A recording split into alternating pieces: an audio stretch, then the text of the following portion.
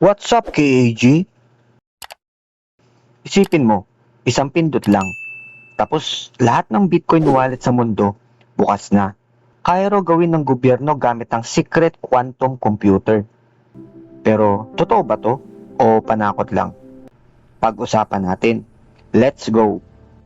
Alam mo, ang daming conspiracy sa crypto space. Pero isa sa pinakanakakatakot pakinggan, yung tinatawag na quantum kill switch. Ang claim nila, may quantum computers na raw ang gobyerno na kayang i-break ang Bitcoin anytime. Parang may red button. Pag pinindot, tapos ang laban. Pero teka, kung totoo yan, bakit buhay pa rin ang Bitcoin hanggang ngayon? Ano ba talaga ang claim? Ang narrative ganito, may secret quantum computer na ang mga world powers. Kaya nitong i-crack ang private keys ng Bitcoin. Hindi pa nila ginagamit kasi strategic weapon daw. Pero pag kailangan, boom. Ang scary pakinggan, no? Parang may nuclear option laban sa crypto. Tanong ko sa'yo, kung ikaw ang gobyerno at may ganong power ka, itatago mo ba? O gagamitin mo agad? Quick fundamentals muna tayo. Okay, paano ba i-secure ang Bitcoin? Ang Bitcoin gumagamit ng cryptography. Specifically, elliptic curve cryptography. Simple explanation. May public key ka, may private key ka.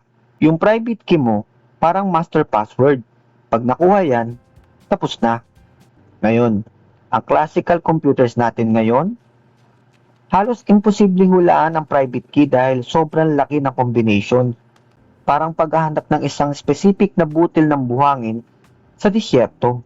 So ano ang quantum computer?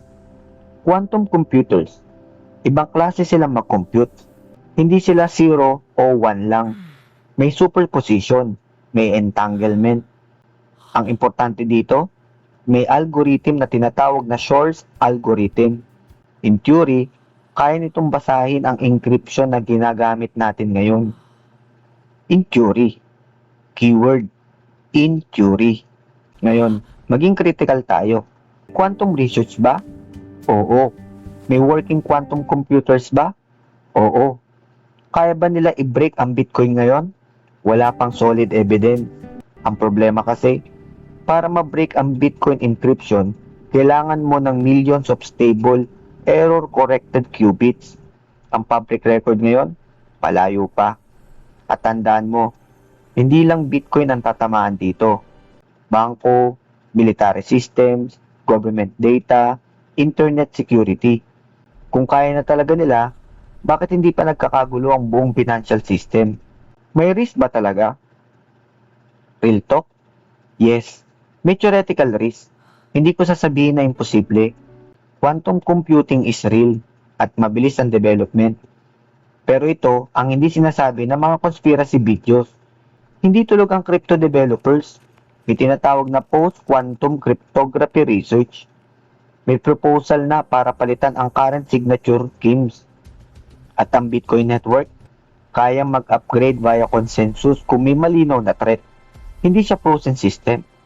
Sa personal take ko, mas ginagamit ang quantum kill switch bilang fear narrative kaysa actual immediate threat.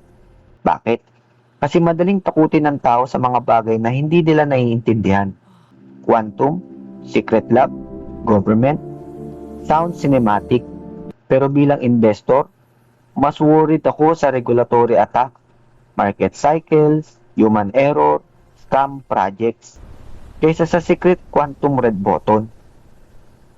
Anong mga strengths and weaknesses ng argumento? Ang strength ng theory, may specific basis ang quantum computing. May real cryptographic vulnerability in theory. Ang weakness nito, walang proof na kaya na ngayon.